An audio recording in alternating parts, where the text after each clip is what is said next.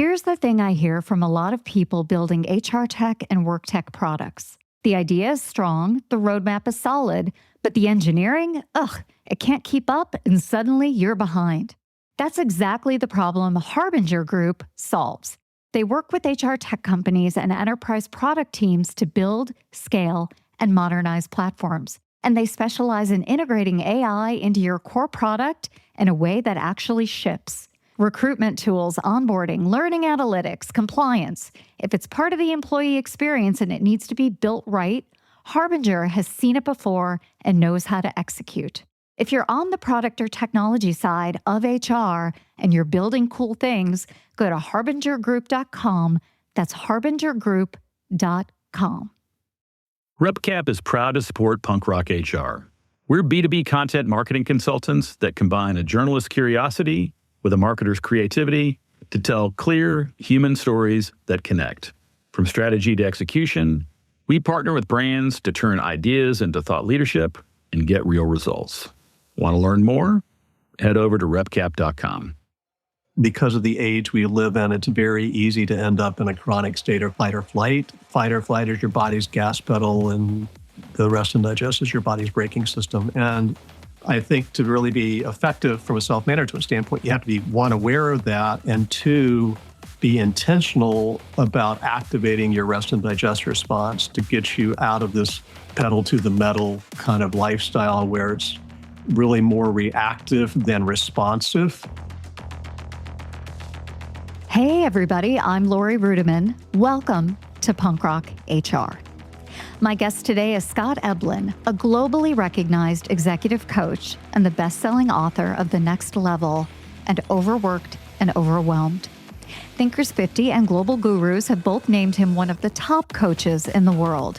He spent a decade on the faculty at Georgetown's leadership coaching program, and he has worked with leaders across virtually every major industry.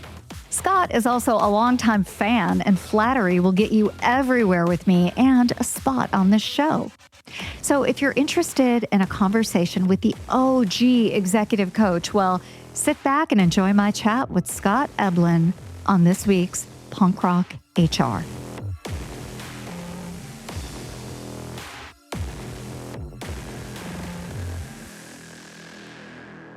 Hey, Scott, welcome to the podcast. Hey, Laurie, really happy to be here. It's been a long time coming. I know, our paths have been crossed for a long time. And I first invited you to come on the podcast in 2020, and then I forgot about it because COVID. COVID brain, COVID life. Yeah, all the above. Oh, man, dude. But listen, before we get started talking about all good things in your ecosystem, why don't you tell everybody just briefly who you are and what you're all about? All right. So I'm Scott Eblin, and I have been referred to by the people at coaching.com as an OG executive coach, which, that's the only time of my life ever I've been called an OG. So I'm going to go with that. I've been coaching for 25 years. And back when I started, you kind of had to explain to people the difference between executive coaching and life coaching and all of that. And I love what I do. These days, coach mainly C-suite people. I've written a couple of books. The Next Level is a book about what you need to pick up and let go of as you move into bigger leadership roles. And Overworked and Overwhelmed is a book about how you manage yourself when life is crazy, as it typically is, and people are in a chronic state of fight or flight. And that kind of leads to really what I'm focusing on a lot these days, and what I'm really most passionate about is the connection between living better and leading better, because I really firmly believe that really effective self-management is the prerequisite to leading well. And so that's what I focus on. Yeah, I mean, it's pretty comprehensive. It's inspiring to me. And we could talk about all the reasons why I love and adore your work. But I do want to talk about how we have a mutual connection and someone we admire deeply. Do you want to talk about this person? Would that be Mary Ellen Slater? Oh, yeah. Let's give her flowers. How do you know Mary Ellen Slater? My gosh, Mary Ellen and I go back so far. I'm trying to think, I did a cold call email to the Smart Brief on Leadership newsletter that comes out daily and has for decades now, I think. And Mary Ellen, must have been 2009 or 10 maybe. She, if I remember correctly, she was at Smart Brief at that point, and she was the editor of Smart Brief. She had just left the Washington Post, and she actually answered my email, and they started occasionally running things from my blog back when blogging was, the podcasting of its day. And so we both lived in the DC area at the time, and we got together a few times in person. And then Mary Ellen reminded me the other day on an email that when she went out on her own, leaving Smart Brief to start Reputation Capital, RepCap, I was her very first client. Amazing. And I was like, yeah. And so we did this speaking event down in New Orleans, I think it was, somewhere in Louisiana. Might have been, I can't remember where it was, but for an HR organization. That's been your power alley for years. Yeah. And so I gave one of my early keynote speeches, and Mary Ellen helped me do it, and she coached me through it. And it's actually where I did my first yoga headstand on stage, was in that speech. Well, I love it. That's a longer story about why I was doing yoga headstands, but yeah. So I love going on a trip down memory lane with people, especially when we have someone in common, because I too met Mary Ellen Slater around 2008, 2009. She pulled me into her Smart Brief ecosystem. And that's how I came very early across your work and thought, oh, he's someone to just kind of like spy on LinkedIn. Well, and so we've been spying on each other for like 20 years now, right? I know. I've been doing the same thing with you, and I love your voice, just the voice that you present, and it's so consistent and fun and smart and all those good things. And so, yeah, it's a real pleasure to be doing this with you. Same, buddy. I mean, all good things come out of Mary Ellen. She produces the podcast. She sponsors the podcast. So this woman is a powerhouse, and more people need to know her name. And I'm so glad she brought me into your life and exposed me to all of your brilliant ideas, because we are aligned on this idea of self-management, something that I call self-leadership. And I really think all adults are leaders. This is something that I just fundamentally believe. No matter where you are on the org chart, you're a leader. And it's your responsibility to, what the kids call, emotionally regulate, right? But to self-manage, to self-lead, and to really take a look at your circumstances and try every day, if you get an opportunity to wake up and take a breath, to do your best to live in alignment with your values. So I just want to stop there, because that's kind of how I see self-leadership. How do you see and define self-management? Yeah, I agree with everything you said. And I love the emphasis on values and regulating against values. I bring in, and this is just kind of based on my own life experience, really, I bring in a neurobiological component to it. I'm very big on the idea that, as I said a little bit earlier, I think because of the age we live in, it's very easy to end up in a chronic state of fight or flight. I think the corporate work that both of us deal with our clients is generally really stressful and has a lot going on, and that can put you in this chronic fight or flight state. And so everybody's heard of fight or flight, I've learned over the years. Very few people have heard of rest and digest, and that's the nickname for your body's parasympathetic nervous system. Fight or flight is the sympathetic, rest and digest is the parasympathetic, and they are designed to work together in what scientists call homeostatic balance. And the fight or flight is your body's gas pedal, and the rest and digest is your body's braking system. And I think to really be effective from a self-management standpoint, you have to be, one, aware of that, and two, be intentional about activating your rest and digest response to get you out of this pedal to the metal kind of lifestyle where it's really more reactive than responsive. And so if you can do that, then we can do what you're talking about, right? Which is, what are my values? How am I when I'm at my best? How do I want to show up today, this week, this month, this year, with my family, at work, with my friends, whatever it is, right? But I think that neurobiological aspect of it, we've got to tune into that first, because the rest of it, it's frontal lobe versus amygdala, basically, right? And the stuff you're talking about, and that I agree with you on, and really, I kind of frame it as how I'm at my best, and that kind of aligns with values. But that's frontal lobe executive processing center of your brain kind of work. And what has us feeling spun up is more primal, or reptilian with the amygdala and the thalamus and the threat assessment center in our brain. And it's just really easy to feel like you're under threat all the time. And so how do we break out of that? What I love about the Workforce Agility Limited Series by Cornerstone was we talked to executives and customers all about skills. Cornerstone has a wonderful background in learning and development, training, etc. Their LMS is world class, but they've centered the business now, not just on that, like building upon that, but building upon how everything is moved to the skills economy. So check out the limited series called Workforce Agility, and you can get it wherever you get your podcast. And it's just a wonderful series where we talk to their executives on the shift of why, and also their customers that are using it. So check it out whenever you get a chance. Appreciate it. Well, I want to talk a little bit about that because I think cognitive well-being is really the infrastructure of what you're getting at. So I will hear from both the leaders and individual contributors, more and more from leaders these days, a lack of sense of agency in their own lives. And, when I was younger, I really thought, well, if you're an executive, you're in control. And boy, that myth was broken pretty early for me. So I want to talk about how do we get to cognitive well-being? How do we get to this relationship between sympathetic and parasympathetic systems in our body being in homeostasis when the world is on fire?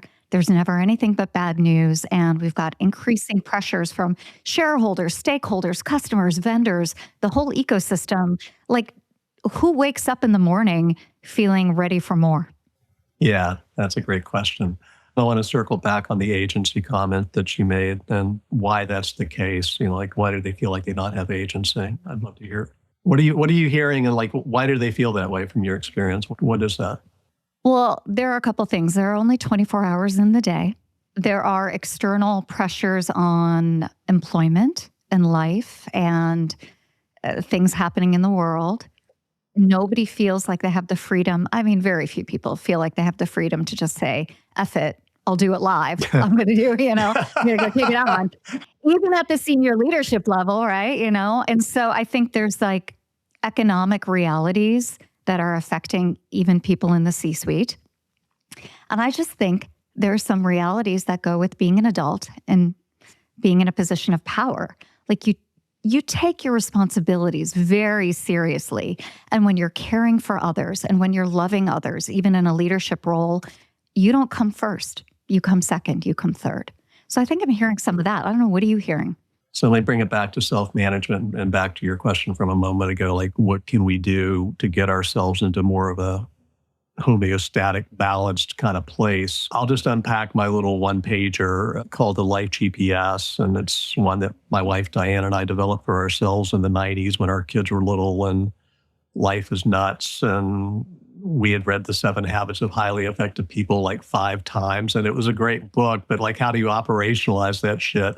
And the GPS was our one page, we called it Stephen Covey for Dummies, answer. And 3 questions. How are you at your best? How do you know yourself to be when you're in your sweet spot or in your zone?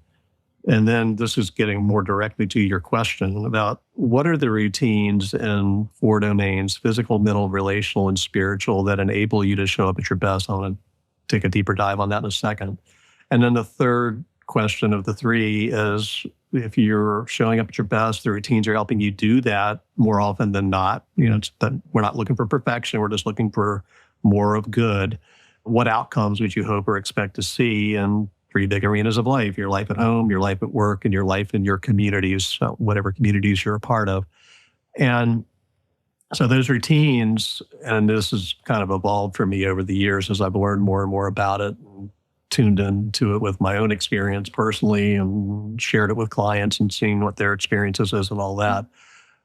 I really put a lot of emphasis in the physical, mental, relational, and spiritual domains on at one point I called it the killer apps. I mean, there's a lot of good things you could or should do in any of those 4 spots, any of those four arenas.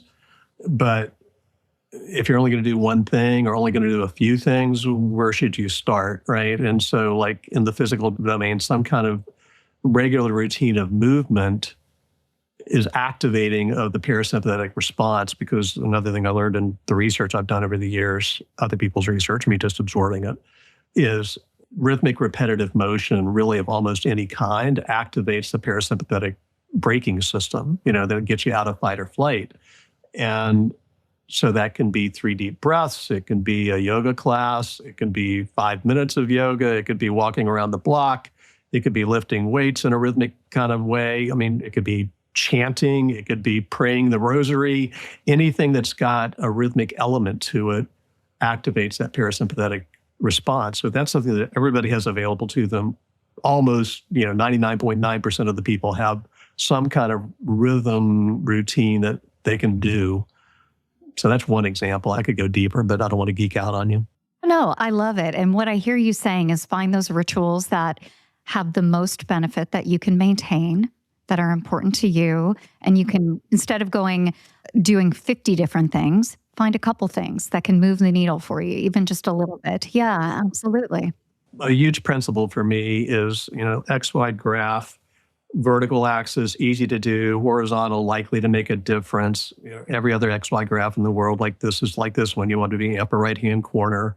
What are the things that are relatively easy for you to do that are likely to make a difference, and start with that, and we're not solving for 100% at any given time. It's kind of impossible at any moment to solve for 100%, but you can solve for 5% or 10%.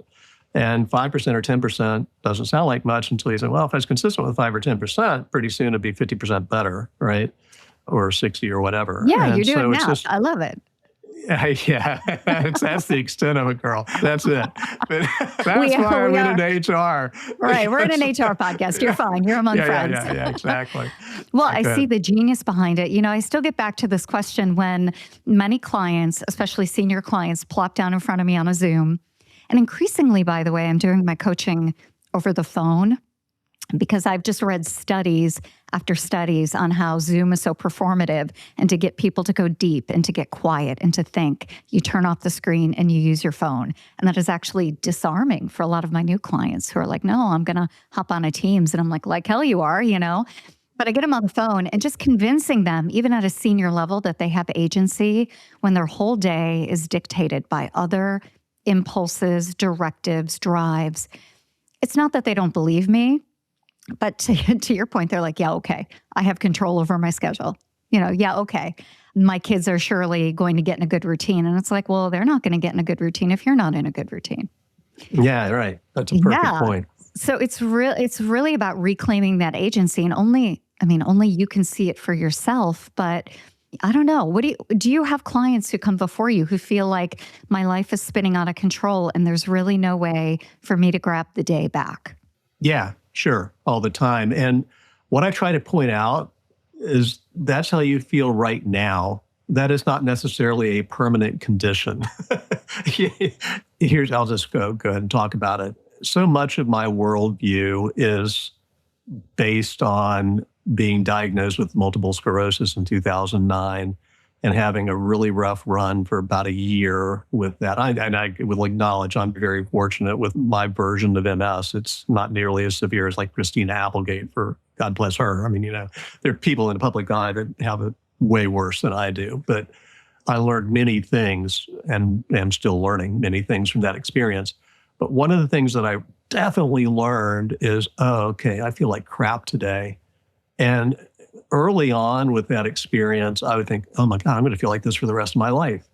And then I'd wake up the next morning and I felt fine, or maybe even later that day I felt fine, right? And so it's just like proved to me like everything, other than death, I guess, is temporary. It's just like, it's a moment and it's going to pass, and it's just, so don't get like spun up on the idea that this is it. No, it's not it. And so then it's like, okay, what can you do? I don't want to get too deep here, but like, got to bring up Viktor Frankl, right? It's just like, he wrote about managing that gap between the stimulus, the external trigger that makes me feel like, wow, this sucks. My internal reaction is, that sucks. Well, that's an external trigger. If I can recognize my triggers and what my patterns are around those, then maybe I can take a couple of deep breaths, get myself out of fight or flight just a little bit, and start considering, what are my options? What choices do I have? And so I talked a minute ago about, is it a reflexive reaction or an intentional response? And that's agency, right? I mean, if I can choose my response, I have an opportunity to do that if I give myself enough bandwidth and space to do that, right? Earlier in the conversation, you talked about the difference between executive coaching and life coaching. I'm just going to say there is a academic differentiation, but so often wisdom is wisdom and people are people, and you form these deep relationships when you're coaching someone. And I do have a clause in my agreement that says if you are undergoing a psychiatric crisis or a mental health issue, we stop, you get treatment, or you don't return. Like, it's really important. But there's so much that comes up with, frankly, leaders who have not spent enough time giving themselves space to think about what's happening in the moment, giving themselves options. And what comes up time and time again are, issues from childhood, relationships that didn't work well. Regret is a common theme, feeling like there's not enough time, right? And these are just part of the human condition. So it was interesting that you talked about how there's a differentiation between life coaching and executive coaching, but at the end of the day, it's just coaching for human performance. I don't know. What do you think about that? I have evolved on that question over the years, right? Yeah. There were two big distinctions that Diane, my wife, and I, because she's now officially retired, but for 25 years, we've run the business together. I always used to joke, she was the brains, I was the face. And that's really true. It wasn't a joke. And the two big distinctions we make, back when we started, coaches, and still do to some point, they like to refer to their work as a practice. And we would always say, no, this is not a practice, it's a business. We're running a business here.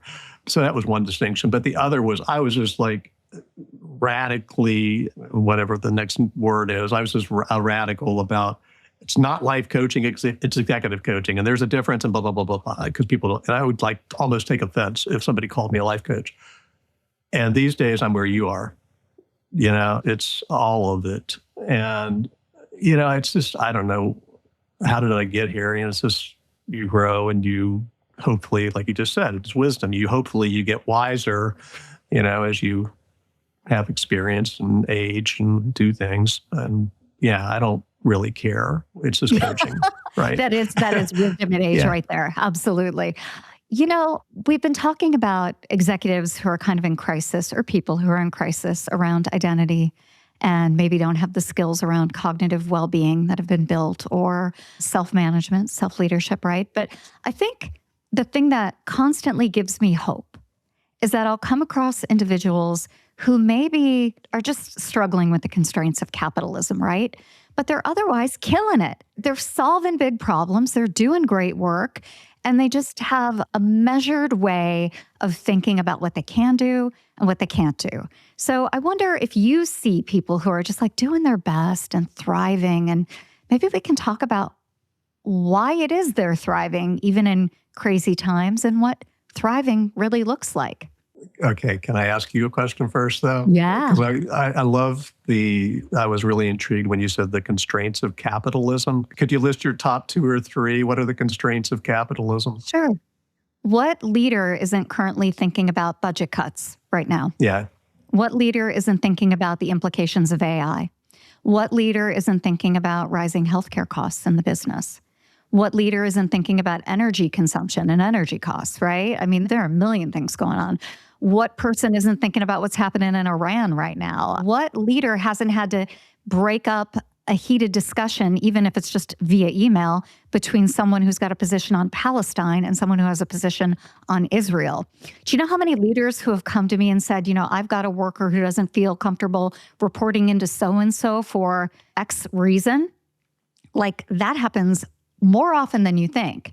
What leader isn't dealing with generational differences in the workplace, right? I mean, there are like a million things that are interrelated to capitalism. And what I mean by that is scarcity, right? I mean, we're constantly faced with scarcity. So, and yet in the face of all that, people are doing great work.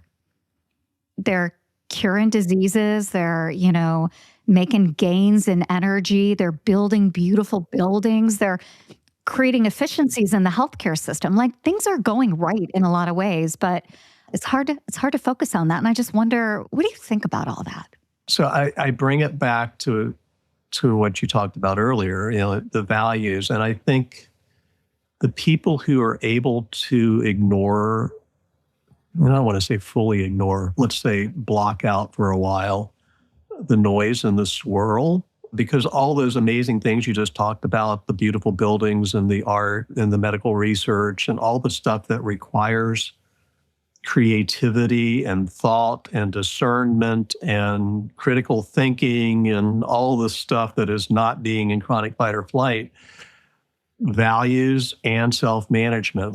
And so I talk a lot, and I mentioned it earlier, I talk a lot about how are you at your best? And I think about that, Diane and I have done our own life GPS for 30 years now. And so what are the 4 or 5 words or phrases that describe you when you're really in your sweet spot and you're doing your best work and I don't mean it from an Oprah standpoint, but living your best life. I mean, like showing up, in a way that's optimal or as close as you can. And so like mine for the last few years have been when I'm at my best, I'm calm, clear, connected, creative, loving, and fun. Those are my 6. And I use those, the GPS analogy is for a reason. It's like the latitude and the longitude that I want to true back to. And if I have those words in mind and I'm aware of those, and a lot of mornings when I do my quiet time in the morning, I'll just look at my sheet and think I'll reflect on all the words as a set, or if I have a particular challenge that I know is going to be on my calendar that day that's going to require a deeper sense of connection, or I need to create space to be creative. Like I really think about how do I need to approach today to be that way, right? To be creative or to be loving in a different way or with a person who's challenging for me or whatever, right? And so it's kind of some visualization, but just in a really specific, particular way. And that makes it more likely than me or anybody else who does a process like that is going to show up in a fully productive kind of way or something approaching fully productive. And then the outcomes are better. And so, it's my version of thriving. And I think that phrase, my version, is really important. Everybody's got their own unique happy place, right? And I think tuning into what is that for you, and again, back to the routines, what are the routines that reinforce that way of being for you? It's really important to build that out over time. And it's, in my own personal case, and in the case, a number of my clients have been doing it for years. It's a years-long process. That's okay. It's good. It's all learning. We're just on this journey. If you've ever listened to a business podcast and thought, this sounds good, but no one actually talks like this behind closed doors, you're not wrong. On the LeaderBook AI podcast, we talk about the conversations leaders actually have after the board meeting, after the AI rollout that doesn't quite land. I'm Felicia Shakiba, and I interview CEOs, investors, and operators about what really drives performance. If you want that level of honesty, subscribe to the LeaderBook AI podcast. Well, I'm thinking about some really interesting things you said. Quiet time in the morning, reflection, processing. And again, there are so many people who are listening to this podcast who would say, that's good for you. Where am I going to get that time? Yeah. Yeah. And I think the conversation around believing that you can say, the state I'm in is fundamentally no longer working, and I've got to make some changes. That's possible. It's possible. I mean, it may not change overnight, right? As you mentioned before, it's a years-long process, but you can start to pick out the things, your red lines. I'm no longer going to participate in this. I'm sorry. I'm going to hurt your feelings. I'm going to make a decision. But this today stops now is a brave conversation to have with yourself and other people, but it's necessary if you want to learn, you want to grow, and you want to thrive. I don't know. What do you think about that? Yeah, well, the word that came to mind when you said that is boundaries, right? And one of my favorite little things to ask people or to talk with people about is two really important questions about boundaries. One is, do you have any? That's Great number question. one. And exactly, because a lot of people actually maybe don't. And the second one is, if you have any, does anybody else know what they are? Because if they don't, then it's really hard for you to enforce your boundaries. And maybe people need to know what they are so they can help you stay accountable to your boundaries or honor your boundaries or understand what your ground rules are or whatever, right? And so, yeah, being deliberate about that. I wanted to come back to another thing you said, like if the person's listening to this, we got these two coaches like you and me have been doing this forever, and our lives are just like, so is them. Right. Nobody gets 100% of 100%. And what I mean by that is like, yeah, I've got all these routines and my optimal version of all those looks like this. Well, that's 100% of 100%. And it's hardly ever a day in life where you get 100% of 100%, right? But the good thing about knowing what optimal looks like is then you can make informed choices when you don't have the bandwidth or the space to be optimal, like you're on a business trip or your meeting is racked, your calendar's racked and stacked all day or whatever, and you got to start at 7:30 when you really prefer to start at 8:30 or 9. Okay, I hear you. If you can't get that, this is going to be crazy. Like my preferred, and I've worked up to this over time, my preferred duration of a meditation in the morning is 20 minutes, right? This morning I did 10 because I had a busy day, right? And so is it as good as 20? Maybe not. Is it 10 minutes better than 0? Yeah, for sure. And so if I understand what my optimal is, then I can make informed choices about how do I reverse engineer back from that to something that helps. May not be the 100% version, but it's the 50% or even the 25 or 10% version. It's still better than 0%, right? So have some flexibility with yourself and get some of what you need, even if it's not all of what you need on any given day, and it still helps. I agree. Before we started recording the podcast, I had mentioned to you that as we record this, I'm about to head to London and run the London Marathon. And I mean, this is, I don't know what marathon this is, number 7 for me or something like that, and I've run ultras and I've done some things. I climbed stairs, and I have to say, I've never had an ideal training block because I'm not a professional athlete, right? There's always something that happens. Like this year, you live in North Carolina like I do. We've had snow several times, which I was not planning on, Tough winter here. Yeah, it was really brutal. And when it wasn't snowing, it was cold and really difficult to get outside. Like we had some sub-zero time, like it was just freezing here. So I didn't have an ideal training block. And in the midst of all this, I got sick, my husband got sick, and now I have a sick animal. And I'm about to leave not knowing how that's going to shake out. So it's been tough. But in the really difficult moments, through all the work that I've done on my life and on myself, I was able to just kind of sit back and say, this is part of it. This is part of the experience. This is part of the journey. And I didn't, even though some things were really bad, like my cat getting sick is not a great thing to have happen. This is life, right? And this is part of the story. It's part of the journey. And I tried not to catastrophize the things that popped up that were sometimes heartbreaking, sometimes difficult, and always a pain in the ass, right? But I think through the work that I've done over the years, and it's not like I didn't flip out, but I just kind of see it in a bigger picture of a bigger story that it's going to be okay. And even if I don't show up to London and run a personal best, which I'm not going to do, I know I'm going to be incredibly slow. God, what a beautiful life that I get to go. And I get to do this, right? Oh my gosh, yeah. You're running a marathon in London. This just in, yeah. I know, it's amazing. And I'm trying without being performative to live the values that I try to teach. But you are right. There has not been a day that's been 100% of 100%. Clients have been weird. Things have been canceled or moved up or whatever. And yet I'm still going to get to do this. And so I'm very excited and very honored to do it.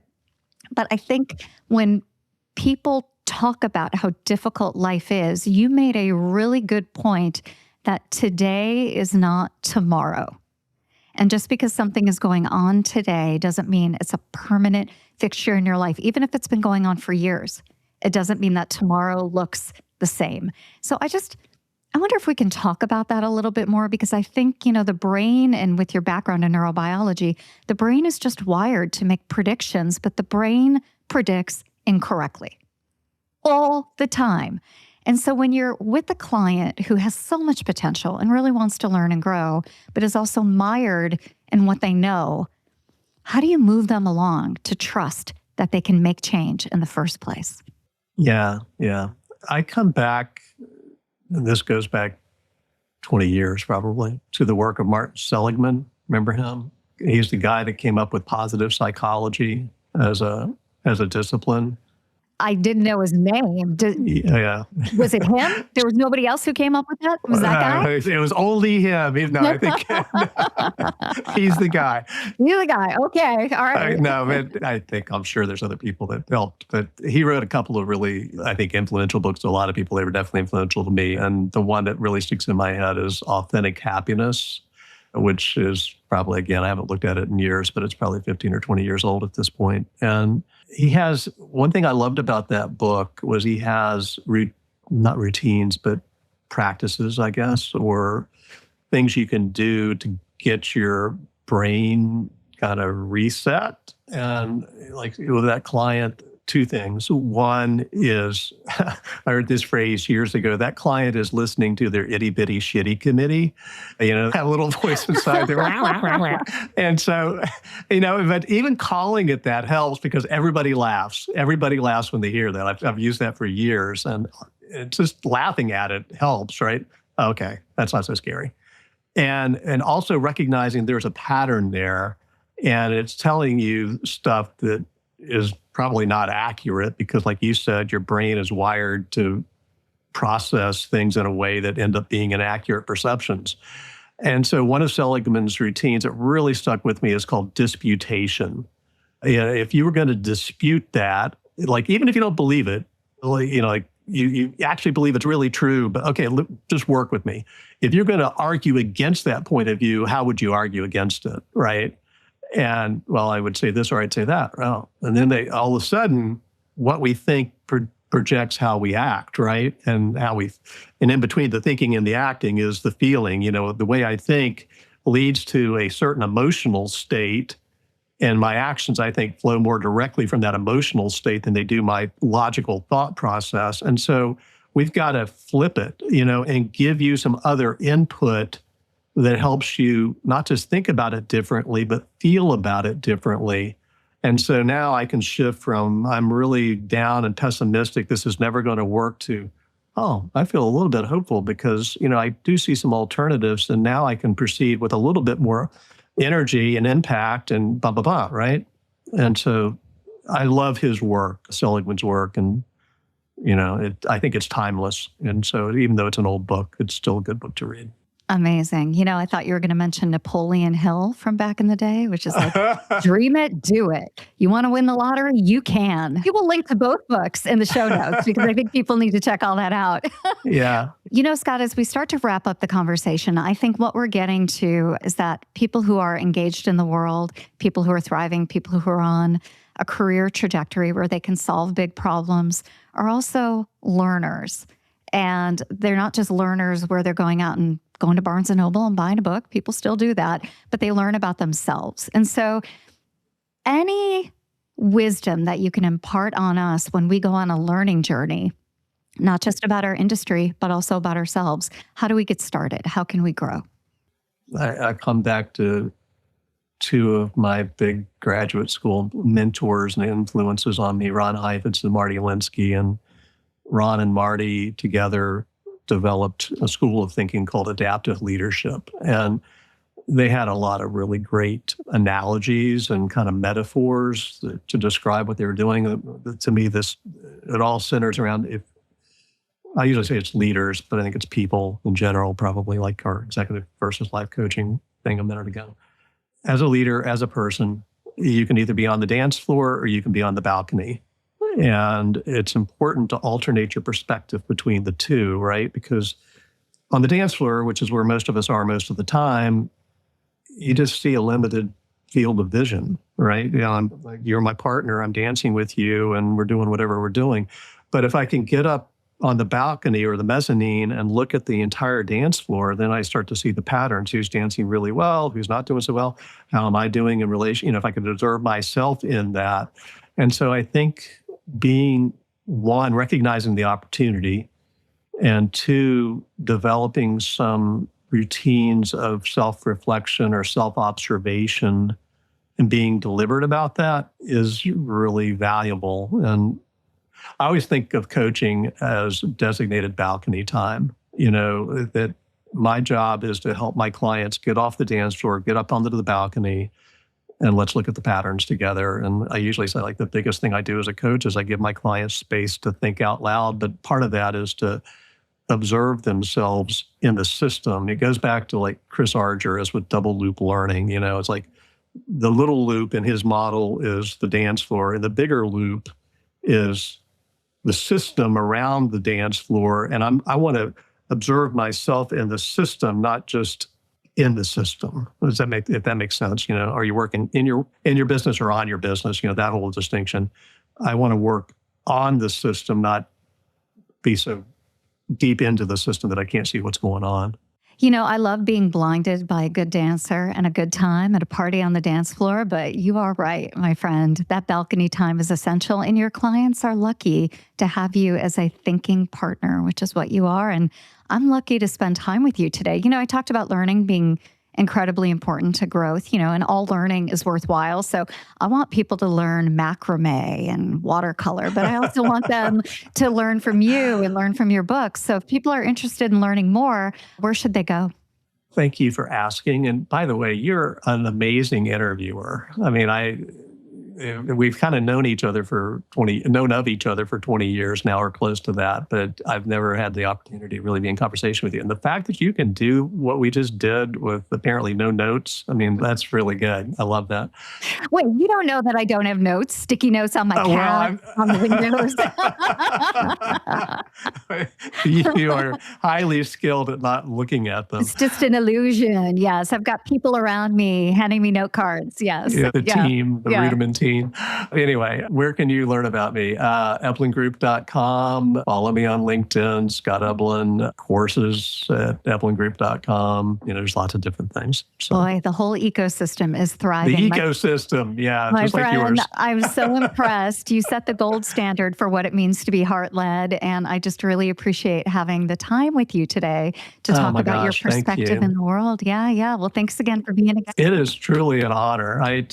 This was so much fun to talk with you. And I just really so appreciate the way you conducted the conversation. Thank you. Well, Scott, like and subscribe and add 5 stars to a review, right? Well, if you follow us on Apple, leave a review. That's right. Well, thanks again for being a guest. Okay, my pleasure. Thanks. Hey, everybody. Welcome back. I hope you enjoyed that conversation with Scott Eblin on this week's podcast. There are 3 things that stick out to me from this conversation, and I wanted to share my observations. First of all, many people will make a distinction between a life coach and an executive coach. And increasingly, Scott Eblin has arrived at a place where it's a distinction without a difference. If you have a coach, invariably you're going to talk about your life. And that's important because the second thing that sticks out to me is that successful people design their lives.